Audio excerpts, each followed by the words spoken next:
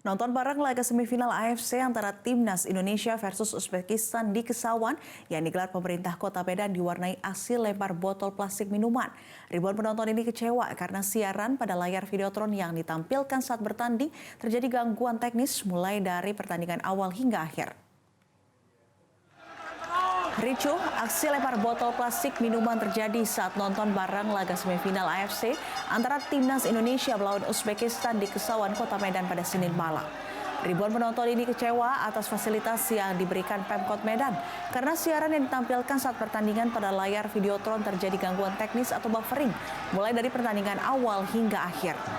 Dipicu penonton yang tidak puas kemudian melampiaskan dengan melempar botol minuman ke arah layar. Akibatnya saling lempar botol minuman pun terjadi antara penonton dari sisi belakang dan depan. Tidak hanya itu, sebagian penonton pun ada yang pulang terlebih dahulu dikarenakan kecewa dengan gelaran nobar tersebut. Warga berharap saat pertandingan laga selanjutnya Indonesia merebutkan juara ketiga, tidak terjadi insiden seperti ini lagi dan dengan persiapan yang maksimal.